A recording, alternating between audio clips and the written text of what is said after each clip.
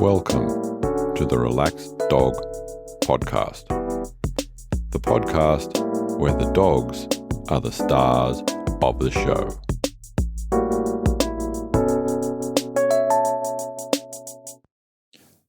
Welcome to episode 62 of the Relaxed Dog Podcast, sponsored by therelaxeddog.com. Thank you very much for finding this show. Welcome back if you have listened before, and an extra big welcome if you are new to the show. I am your host, Robert Ober, and I hope that you and your dog, if you have one, are well.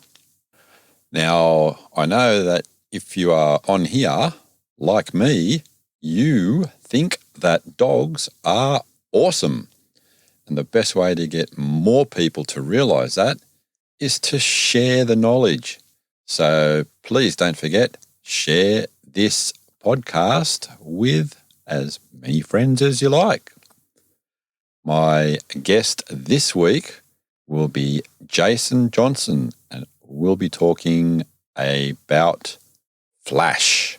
But first, in some doggy news, in the US, in Arizona, Coda, I think the Coda is a Malamute, was going on her morning walk with the family when they were getting close to one of the local animal shelters, and Coda stopped and was behaving a little differently and being very sort of inquisitive with a rubbish bag.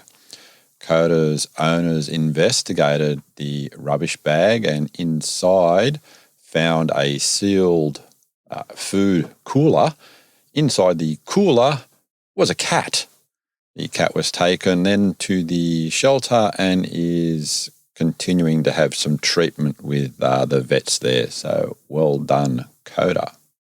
And over to Thailand, and in Bangkok, there's a clip doing the social media rounds showing yet another display of unconditional love, where a dog is trying to jump up onto a stretcher where its guardian is being loaded into an ambulance by health workers, being suspected of being COVID-19 positive. The lady was taken to hospital and her son is now looking after the dog. And here's this week's interview. Welcome to the Relaxed Dog Podcast. I am here with Jason Johnson. How are you?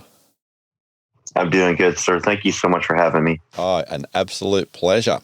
So whereabouts in the world are you? Today we are in Tennessee at our Project Canine Hero Rehabilitation Rehoming Facility, where we have 177 acres located in the mountains between Chattanooga and Nashville. Oh, nice. Love the nice open space. Who are we going to talk about today? Well, at Project Canine Hero, we have 142 dogs in our program currently and over 150 applications in waiting. But we're going to talk about a special dog who not only was my police canine partner, but who helped inspire me start this organization, who, if I had a co-founder, would be my co-founder, who also was named the 2018 Law Enforcement Hero Dog of the Year in the United States. So, and that is Canine Flash. Wow, it's going to be a special one, I think. As per usual, I ask everyone to take us back in time to before you and Flash connected and talk to us about the hows and whys that happened. Well, sure. I came in the United States Army because I wanted to be a United States Army military police officer in 1993. Served my country from 93 to 98, stationed in Europe, had a few stations in the United States. Never really had an opportunity to get into the military working dog program just because of the units I was in and locations I was in. Still very young. I came in at 18. So I wanted to get out of the military and I wanted to get in the police canine business. I knew I'd wanted to be a dog handler the whole time. So when I came into the canine business or the police business in 1999, the way in the United States here to get in the canine business is to volunteer, put on the bite suit, lay tracks, do Corian. Started doing that my first year in. Did that for several years. I was in the South Hill district of Tacoma, Washington, in that area south of Seattle, working with the Pierce County Metro K-9 unit for several years on midnights. I was the youngest person on the department at the time, right when I got out of the Army, and transferred over to Yakima Police in Central Washington State right in 2003. But shortly after being there, an opportunity came up to start a narcotics canine program. And here I had been, after being in the military, had been getting myself prepared for the next opening I found to be into a police canine unit. And when the opportunity came up, I was fortunate enough to get the job. I had put in hundreds of hours of my own time. I had been going to trainings on my off time, taking days off, doing whatever I needed to do to prepare to get that position. And I was so thankful that I got it. And so when I got it, we looked at what schools to go to. And Washington State Patrol had just adopted a United States Border Patrol program for narcotics detection. And the trainer from El Paso, Texas at the National Academy there had come with to Washington State. And they were kind of doing a pilot. I think it was the first one they were running. And I happened to be in that class. And part of that program is they were selecting dogs who had the appropriate drives to be in narcotics detection. And since we were starting a new unit, we didn't really have any money in it yet. We went out and found dogs who may have been at the humane shelter or somewhere at an adoption facility who didn't have a home, but had the appropriate drives and attributes to be a detection dog, which for those listening who may not know is the prey, hunt, air scent, retrieve drive. And so we're looking at these different drives and we're evaluating dogs based on, people will they'll say ball drive a lot, but that's not actually correct when you're talking about ball drive. Yes, you want them to be interested in the toy reward, but the hunt, air scent, prey, and retrieve are the 4 drives that we look at in detection work, along with sociability and environmental competence. So we evaluate, dozens and hundreds of dogs. I even found one at a shelter that I thought would do well, and I selected that one. It was a kind of a black lab mix. And another dog that had gotten selected from a humane society up in Everett, Washington, which is just north of Seattle, was Flash. And Flash was kind of the extra dog in the class. Nobody really wanted Flash. Got about a week or so into the in-parent training, and this dog that I had selected just wasn't cutting it. Just wasn't kind of catching on to the program. Mm-hmm. And we had to fail it out. And then I had to take on Flash. And I will be honest, nobody wanted Flash. Flash was very young, full of energy, kind of hard to handle, and a real pain in the butt for most people. And but I didn't have any other options here. I've been working to be a police canine handler for a long time. So I wanted to take the best opportunity that was going to make me a successful handler. And Flash certainly had the energy and drive to be a dog, to be a narcotics dog, but lacked some other areas. So about after the second week of class, I took on Flash, and it was a 6-week course. We went on to graduate top of our class. We didn't have any misses. We're the only dog in the class, dog team, to have no misses in our certification. And she did great. She did great. We graduated, and we went off to my police department, and within just hours of being there, I don't think it was days, but hours of being there, we started finding drugs all over the place. And in her career, and that's from 2005 until she retired in 2013, Flash had through over 3,000 deployments and 2,200 fines. Wow. So just going back a little bit, how old, and was there an indication of what sort of breed type or mix that was Flash when you first saw her? Yeah, we think Flash was probably around a year old, given the vet record. What we knew. She was homeless. She was picked up on the streets. She didn't have any family. She didn't have anything to turn to. I mean, there was no real records per se. Mm-hmm. It wasn't like she was an adoption drop, abandonment, or anything where we knew. So, that's simply maybe the veterinarian looking at the teeth, looking at the size of the dog. So we felt somewhere around summer of 2005, she was a year old, which would have put her born somewhere around spring or summer 2004.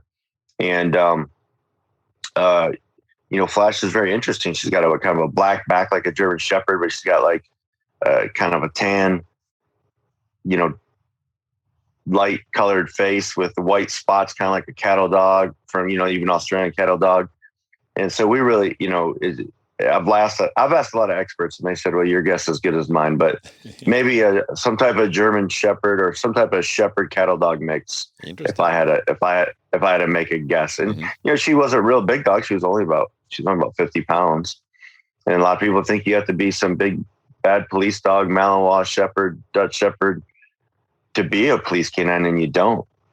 You can be an effective narcotics dog or an effective detection dog if you possess the right attributes to do the job. Mm-hmm. So did you take her home straight from training or during training? Well, while we were in training, the dog stayed at the Washington State Patrol Academy and didn't come home with us on the weekends. Mm-hmm. I may have taken her home maybe that last weekend before graduation, but for the most part, she stayed there while we were there. But yes, as soon as we graduated, she came home with me to live full time. Okay. And how was that sort of initial transition into your place?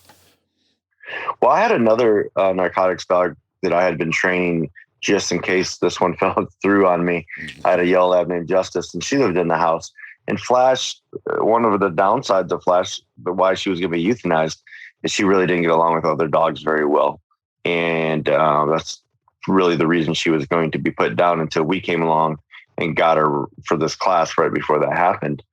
So I had lived out in the country, had a nice place where I had an indoor-outdoor shop area, and I created a nice indoor area where she could go to the outdoor area and covered it, built a lean-to, and gave her a big space of her own that was heated and cooled and everything that I think I could do to make a dog's life comfortable, other than being able to sleep in the bed with me in my own house. Oh, very nice. And were there any sort of like issues when she sort of like first got in there? Not in the living conditions. She did great because, she really kind of liked that situation. It was better when she had the academy, and I really made it, like I said, nice as possible. But, the first year, because she was so young, she used to throw up her food and get kind of car motion sickness. And, even if she had ate, well, it don't matter if it was 60 minutes or 6 hours ago, I was, for the first several months, I remember cleaning up a lot of food from the food sickness or motion sickness. And luckily, after about, a few months, she outgrew that. But it could have been a really long career if that continued. But, at the time, again, I spent years trying to become a canine handler. And I always say, being a police canine handler, especially here in the United States, it's kind of like being, 1% of the 1%. It's not very easy to do. My department had a couple hundred people on it. I was the only narcotics canine handler in the department. Mm. So in the vehicle, I know that there's various methods that the canines get transported. What was the initial one that you used with Flash? Yeah, we actually had a newer Crown Victoria. So let's see, it would have been a 2005 model, and it had a full insert in the back. So the back seat was a full cage insert, where Flash had the entire back area that was, aluminum. It was secured. Had the bars on the window so I could roll them down and no one could, touch in there. Had the heat alarm and all of those things that you'd want for your canine car. Oh, nice. Do you use like toys and things like that to like train and also give a downtime with? Well, we, in school, we were kind of taught that primary reward toy, which hers was a ball on a tug, was only to be given, when she was out finding narcotics. But we played Frisbee, where I had a couple acre home where I could throw the Frisbee. I could throw like a chuck it ball type thing. And I found ways to exercise with her without the special reward toy, which was the ball on like a ball on a rope she liked the interaction. She liked the back and forth with the handler. That's what really engaged Flash. And in my experience, where I've trained over 2,000, detection dogs, explosive narcotics dogs here in the United States and worldwide, I always found the ones that like to engage with you the most were the easier ones to train, because they enjoyed that. They enjoyed that one-on-one with you. And I always felt like we had a better rapport and a better training process because of that. Excellent. And what about sort of like ongoing detection training after the initial school period? Sure. So it's a law here, or was at that time in the United States, that we had to do 4 hours of detection training a week. My department was really good about it. One of my days of work was a canine every other like Wednesday or whatever it may have been, was a canine training day, and I would get with some of the units in the area, and we would spend 8 hours of canine training. So we were able to keep that up pretty good. Flash never really experienced too many problems with detecting odor. Some of the biggest issues I had with Flash is managing her dog aggression when we're trying to do a search and she encountered another animal. That was probably, that was my biggest training concern. So I would try to set those scenarios up as much as I could. The actual locating of narcotic odor was the easy part. The hard part was managing her bad behavior when she saw another dog. Okay. So I know that there's different kinds of ways that canines that we teach canines to track odor. Do you know what was her particular strong point? I would say Flash had, so when we talk about the 4 drives that make a good detection dog: hunt, air, scent, prey, and retrieve, Flash was really high in the hunt drive. And I really like to procure dogs who have a super high hunt drive. That means she's going to go out and she's going to look for it endlessly until she finds it. You can test that by, taking a ball and throwing it in a high grass field. And if they go out there and they keep searching and searching and searching, they're not going to come back without it. Then you got a dog with a good hunt drive. But they're going to go out there for 30 seconds and be like, you know what? I'm not really finding this thing. I'm just going to give up and come back. Then that's not a good dog. But Flash's hunt drive. So if we walk in a room anytime, in retirement, out of retirement, house, whatever, she, from the search patterns I taught her, she would just come in the room and she would search the entire house without being told to do so. And almost hit 90% of the productive areas without me telling her to do it. That means she would just go search every deep corner, up under refrigerators, because she knew over having 2,200 finds where she had found things before in a house or in a car or in a storage unit or in a house. And so she was pretty used to go and do that. I mean, you could walk into a school, row of lockers, 500 lockers. I should just go search everyone on her own. Nice. How was the initial first few weeks when she was on the job? Really good, because that part of Central Washington State had a lot of narcotics issues. You had a couple of highways that came through that ran between Seattle and Spokane. You had people running drugs that weren't really being challenged as much before in the city. And so when we got out there working, I may be working with 25, 30 patrol officers on the street. And I would try to encourage them to call me if they seen certain nexus to drug activity. Mm-hmm. And it was back then, it was nothing for someone to stop a car and someone have warrants for drugs or someone have drug paraphernalia and get that call. And it was always my goal to do up to 5 searches a day. And that's a lofty goal. I was like, hey, if we can get 5 deployments today, maybe I can find 1 or 2 myself, and maybe I can get 3 or 4 other patrol officers to call me out, or maybe the task force calls me out, or maybe we do a search warrant.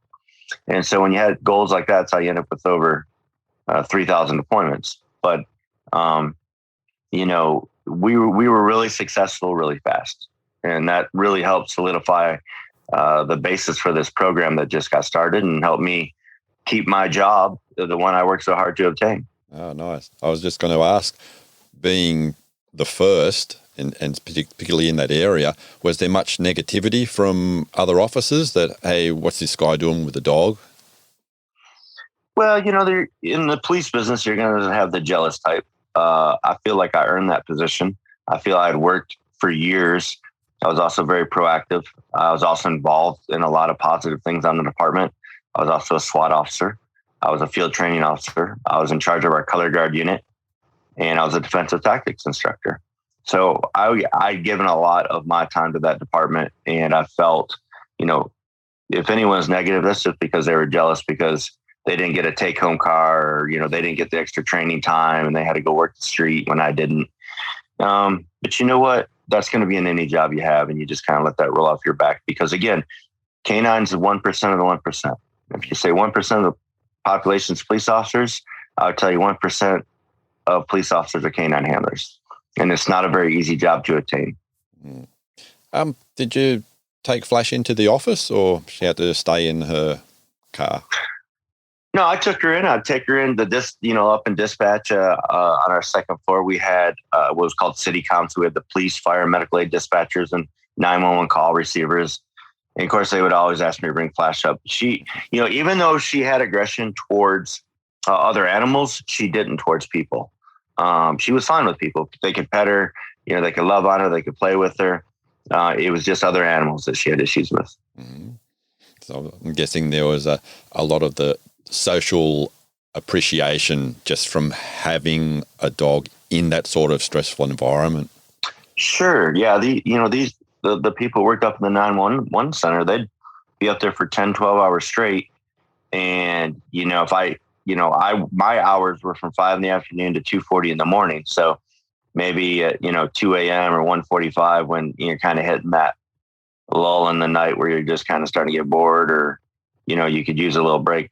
Taking Flash up there was a good relief for them, or a good social break. And it was good for me to get her out, because when you're the first narcotics canine unit, we had 2 tracking dogs. We just didn't have any narcotics dogs.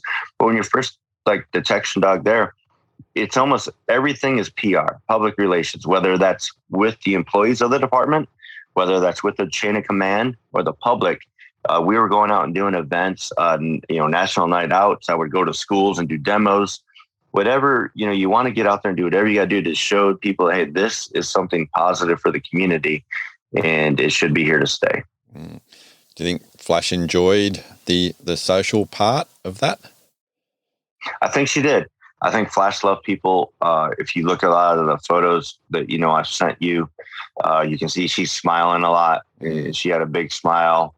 And I can tell you there's very few days, like if I had SWAT training and maybe we were going to the range or something where I didn't need to take Flash, or I didn't want her sitting in the car all day when I wouldn't be able to pay attention to her. So and we had a take home canine car, if I fired up that car and left without her, I can tell you she was highly offended and highly upset. And it happened on occasion, and she was not happy about that car leaving without her in it. Mm-hmm. Was there much physical training with Flash?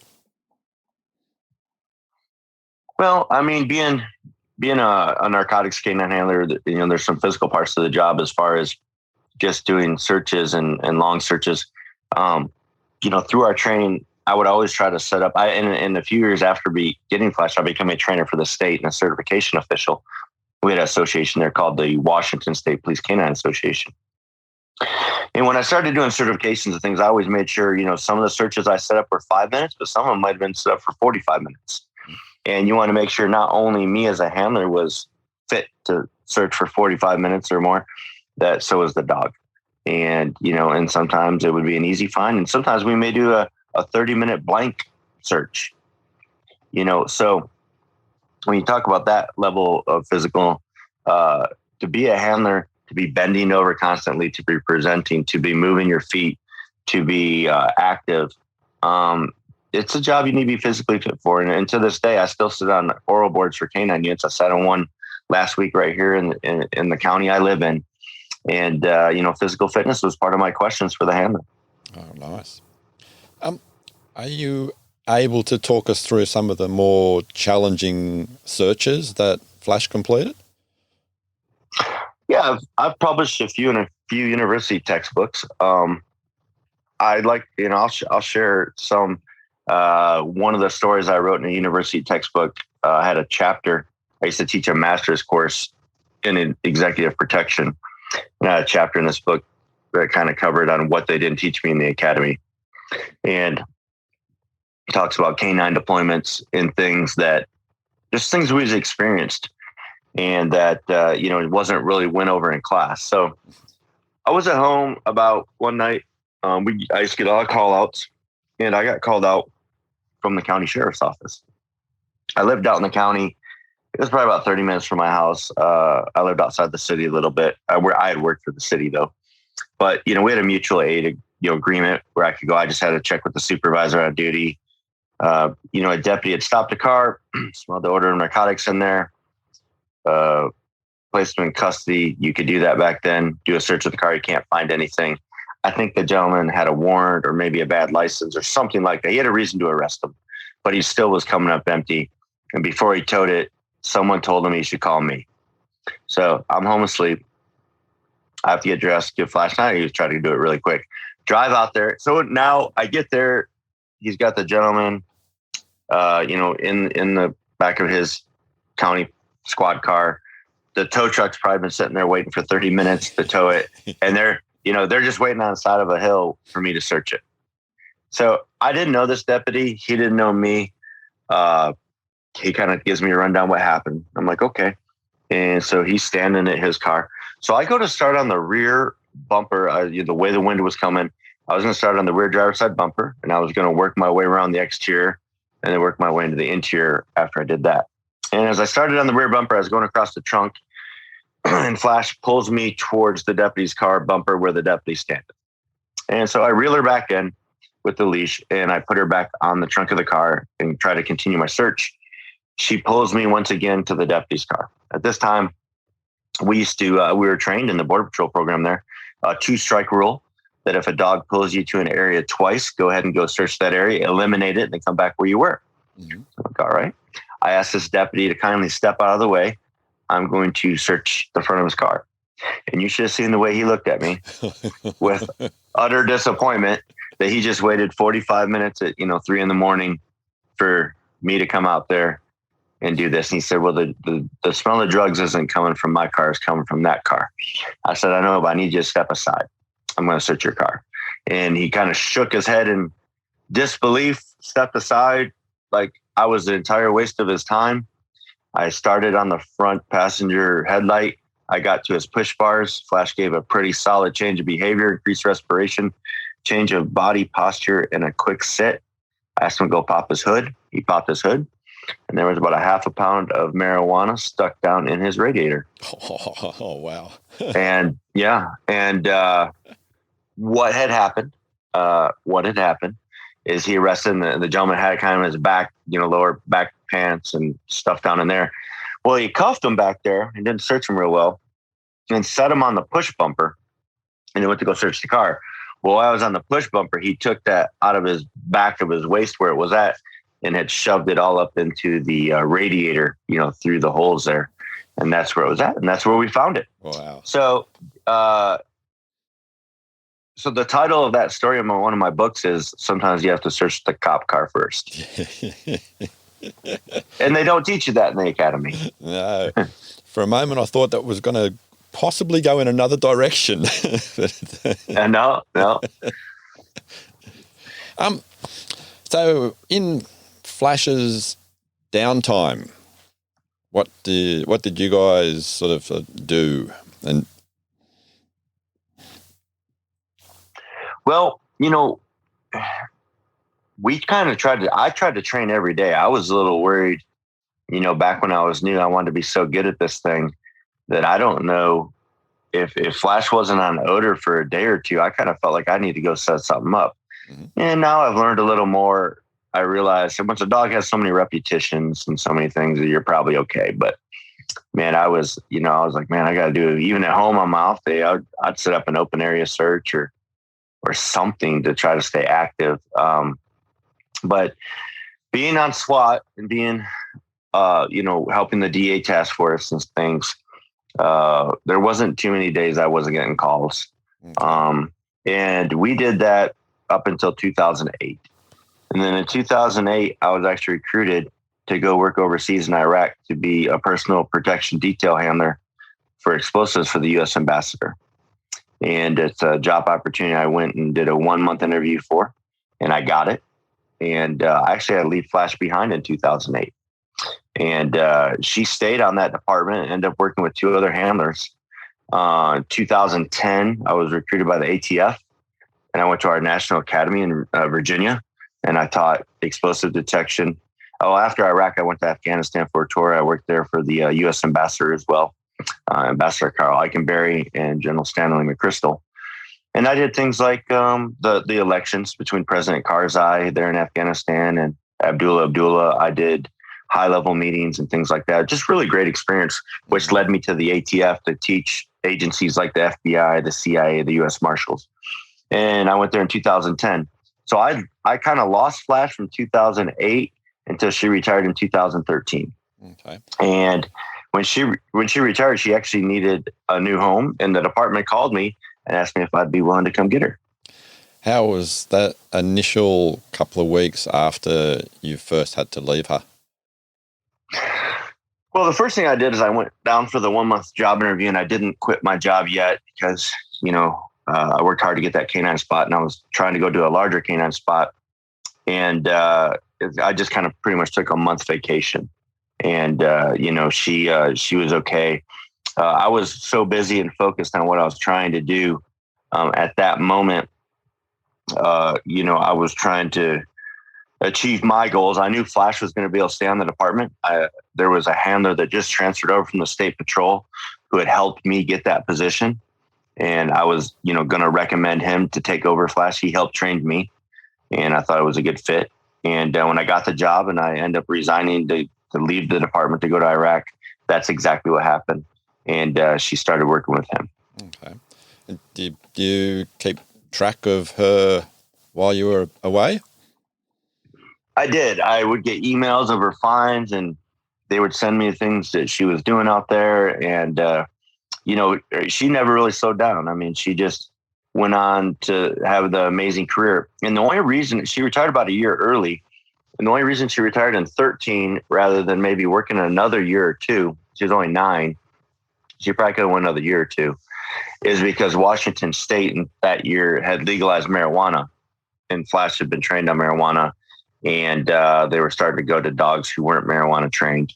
Mm-hmm. And because she had so many fines and things, they felt it was going to be easier to retire at that time. Okay. Did you ever have any medical issues in the time that you were working with her? Not while we were working, but in 2013, when I got her back, she had Lyme disease. And, I was living in Virginia. And I flew up to Washington State to pick her up. I was working at the ATF and the government. I was a federal canine instructor for the U.S. government, and taking her to the vet and finding out she had Lyme disease, and it did start create a lot of problems in her retirement, where she was losing control of her bowel movements, where certain things that she couldn't control no more. Especially in her joints and movements, especially in her rear end, where, over the last few years of her retirement, not only was she not able to get up, but in the last, year or so, she wouldn't be able to sometimes even go outside to go to the bathroom on her own. So I really saw when a dog has 3,000 deployments in their career and searched tens or hundred thousands of vehicles, what that does to them in their elderly age. Mm. And, and when we talked about in the beginning, that's what inspired me to start Project Canine Hero. And I now had a police canine that, I had worked who did so much for their community. And when they retired, no one was there to help them with their medical care. And Flash had seized millions and millions and millions of dollars of drug tainted currency and assets in her career. And not one of those assets or millions of dollars was ever used to help pay for a medical bill for her. And, that's one thing we push with Project Canine Hero. And that's why we raise funding to help these retired police canines and military working dogs, because they deserve it. They went out there, worked hard, and they deserve it. Just before we go forward with a little bit more of that, the reunion when you came back, I'm guessing that's one of the very vivid moments in your mind? It is. And it wasn't the first time I saw her, though, because I had come back a few times to Washington State when I was either still deploying overseas or when I was in the ATF. So I had probably seen her, I think, 2 other times prior to 13. And I had came back and visited and spent some time with her and played with her. So, I was, it wasn't like I was gone the entire time. But, this time I knew I was coming to get her to take her back to live with me for good. And she was a different dog. She was more relaxed. The animal aggression issues had really calmed down. When I was training dogs for the ATF, sometimes I would have certain dogs in training I would bring home with me, and Flash could be around certain ones she didn't like, and certain ones she could lay right there next to him on the couch. Mm-hmm. And it was a lot different in retirement. I treated her a lot different in retirement. I no longer, felt that we had to keep that working dog relationship. If she wanted to sleep on the bed, she wanted to sleep on the couch, then Flash got to sleep on the couch of the bed. That's, but when we were police canine team, it wasn't exactly like that. Nice. And do you think she took full advantage of that extra freedom? Oh, she did. She loved it. And, and I was happy to be able to provide that for her, because the other handlers she had after I left weren't able to keep her for various reasons. And I'm glad I was. Nice. So being on in an area where there's a large open spaces, did she have much interaction with other animal species? Being that shepherd cattle dog mix or whatever she may have been, yeah, she loved if there was a fresh rabbit out there, if there was some other, you could see she'd be trying to trace it down. So I think that's just the natural innate, genetic makeup of the breeds. Mm-hmm. And we never tried to enhance it or diminish it. Yeah, I think it was just always there. Okay. When she had retired, and I know you were still working, but did you ever have something longer than a short break, like a couple of weeks, to take some downtime and leave and go somewhere with her?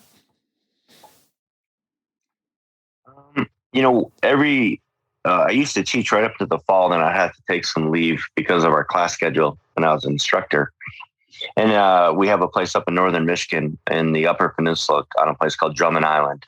And for the last couple of years of her life, I'd take her up there, and we had a little place on Lake Huron, a little frontage where she could get out, get in the lake, flashlight chasing the ball, chasing the Frisbee. And we would take her up there. She probably had went up there 5 or 6 times in retirement for several weeks at a time, and she really did enjoy it. Yes. Mm-hmm. And you just mentioned the lake, so obviously she enjoyed being in the water. She did. She was a little picky about them. Some other dogs who would just jump right in with no fear. She would kind of just prance her way out there until she felt comfortable. But where I have other dogs that will just go bail in there, jump off deep end, don't care. Flash was a little more cautious with it. Nice. It's probably, I don't know what sort of answer I'm going to get for you it's a little bit different with professional dogs, but I'm going to ask you to complete the sentence. I can't believe my dog ate. I don't think I've ever allowed her to eat anything. And it is different because, one, I've seen a few dogs die from exposure to narcotics. So I was cautious of that. Mm-hmm. The way I had it set up when we worked is she was in a controlled environment with me 24/7 in the back of the police car or in that indoor outdoor kennel, which I controlled, at all times, what went in and out of there. So, it's just part of being a professional canine handler. And I say this because I've trained thousands of students. The dog's never at fault. If the dog did eat something, that's handler fault to me. Mm-hmm. That means you allowed it to get at something that it wasn't supposed to, and that's handler error. Yep. And they probably don't want to hear that. But no, I went out. Well, if you went outside or you left the trash out or whatever you did, you should have had it set up where they couldn't get at whatever they got to. And so when I was teaching, federal law enforcement and police canine, I used to say that to them a lot. But really, the dog can do no wrong. Mm-hmm. Did she have any peculiar habits? Think about that. Nothing too crazy. The way she smiled was probably the best thing about Flash. You could see her smiling when she was around me, smiling. in our later years, I've written 2 books, Canine Flash Becomes a Hero and Canine Flash, a Hero's Hero. And we'd go to schools, and we've read that book in hundreds of schools all across America. I would say to tens of, if not hundreds of thousands of people. And Flash would smile. She would sit right up there in the spotlight and smile. So with your fondest memory of Flash? Hands down, 2018, when we were named the Law Enforcement Hero Dog of the Year in America. Being in Beverly Hills, being on the red carpet, having all the paparazzi take our photos. We've appeared on the Today Show. We've appeared on CNN. We've appeared on Fox. We have a video on Hallmark Channel, which I shared with you, that tells our story. We've met some incredible people, and we've become a spokesperson for the police canine business. So, but the day we were in Hollywood and stood on the stage, and accepted our award in front of millions and millions of people on TV around the world was hands down the most special moment for us.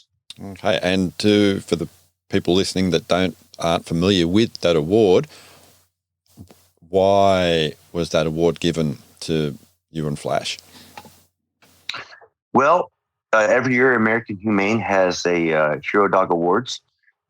There's a law enforcement arson category, as well as like therapy and service dog and search and rescue.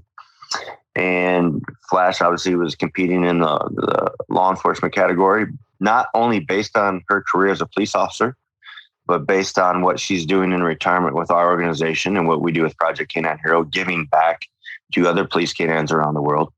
And for that reason, we were voted on by the American public in a nationwide search and a nationwide vote over several months as the Hero Dog of the Year for the law enforcement category. Oh, nice. So we mentioned a couple of times about Project Canine Hero. Can you talk to us about Flash's role and how that whole thing sort of evolved? I strongly feel if I hadn't got Flash back in retirement in 2013, I wouldn't have realized as much as I do now what some of those costs that we incur as handlers when our dog's retired. And what people should know is that there's no public funding in place. There's no government funding, that the agencies they serve for the most part don't have money set aside to help with their bills. So where Flash had Lyme disease, some dogs have cancer, lymphoma, need an amputation. Some of the dogs in our program can be hurt in the line of duty, then be retired, and then the handler gets stuck with the bills, whether they could be shot or stabbed. So we're really here to spread awareness about the importance of taking care of our retired police canines and military working dogs, raise funding to make sure that no dog goes without care, and change legislation within our government to ensure that there's going to be some better laws to help take care of them after they've served our communities. Oh, nice. And was Flash an active part of the promotion of that to the authorities and to put the face of Canine Hero there? She was our first member. She is the first ambassador. If people go to our website at projectcaninehero.org, you're going to see a lot of Flash items. You'll see the children's books. You'll see shirts with her on it. She was like I was saying, our first ambassador. And if I had a co-founder, it would be Flash. And I think that, it's something people come up to me all the time who know who we are or see me out in public or on social media, and they still talk about Flash, and they still bring up the stories. And I just released a new book here within this last year called Canine Flash, a Hero's Hero. And it talks about the dogs we're helping and talking about their role, of what they did with their police and military. And it's to educate the children about the canine profession in a positive manner. When I was a child, I only knew I wanted to be a soldier because my grandfather served in World War II and Korean War. I had no idea that being a working dog handler was a profession. I didn't know that until I got in the Army. And once I found out you could be a professional canine handler for the rest of your life, I've never done anything else. Nice.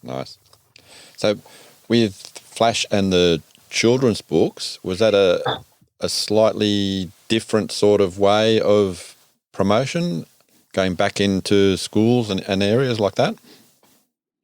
I think so. I think, starting with the children and educating them on what police canines do for our communities, how they are not bad for us, because, some children are a little bit of fear of police or military, and to show how they help the communities and how they can help make your school safer, and how they can help make our nation safer, not only domestically, but abroad. So we touch a little bit about that on both of our books. And again, if someone wants to find them at projectk9hero.org, you hit down to the shop. We have a kids or a collectibles section, and you'll see the children's books right there.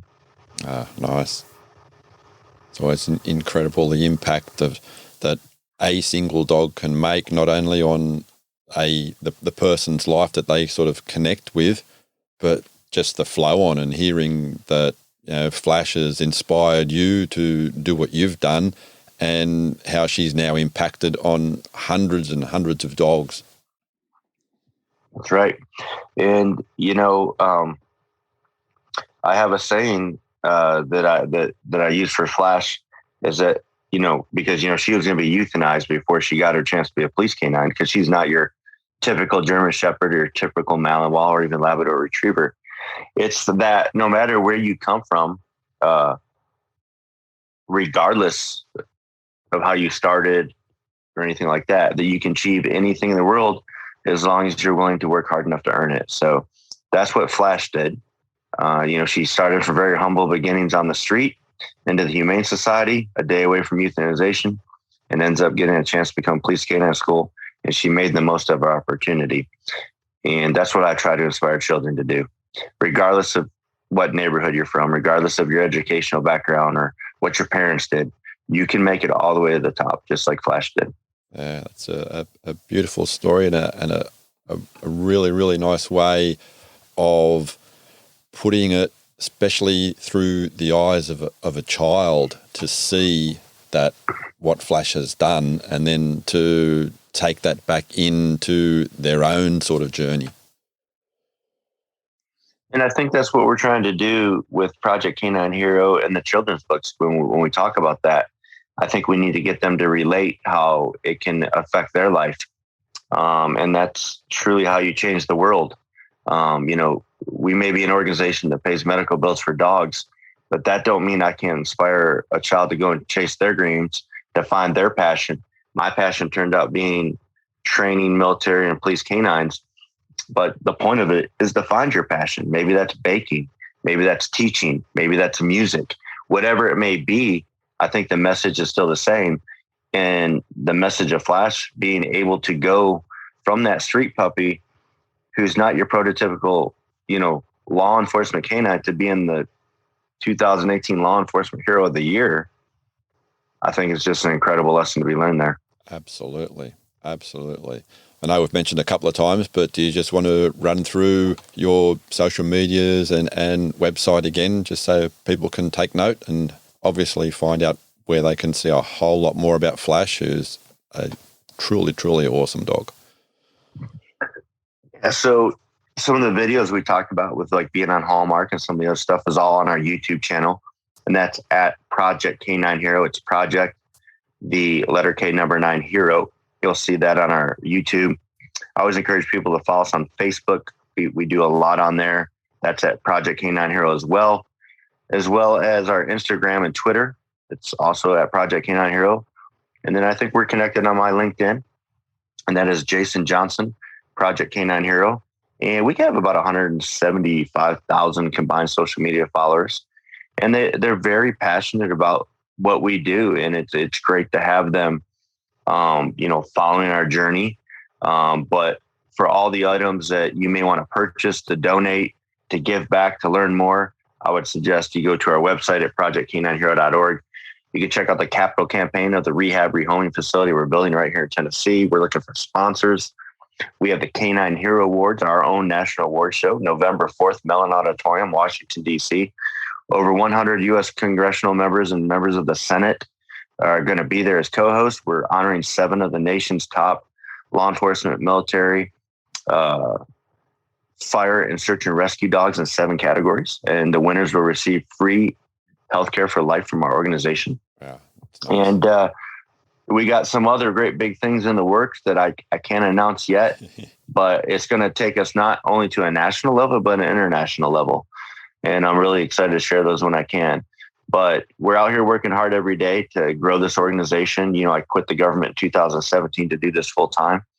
And we've been very lucky and fortunate to have the donors we have and the support we have. And we realize not everyone can donate. So if you can, all we ask you to do is share. If you're listening to this podcast, share the podcast. Tell your friends about Project Canine Hero. As I mentioned before, we're helping even members there in Australia. I've had canine members with Parliament there contact me and ask me how to start an organization. How did I do it? And I've tried to advise them. I've advised people in the UK to do the same. And the fact that there's canine professionals around the world watching what we're doing and trying to emulate that in their countries makes me very, very proud. Absolutely. I have really, really appreciated your time in having a chat and hearing all about Flash. Thank you, Jason, very, very much. Thank you for having me.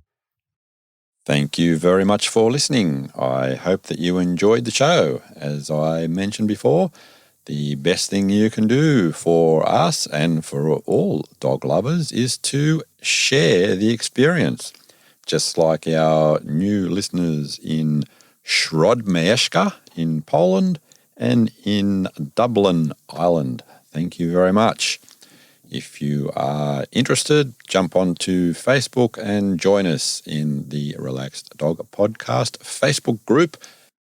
Until next time, stay safe and remember, your dog is family.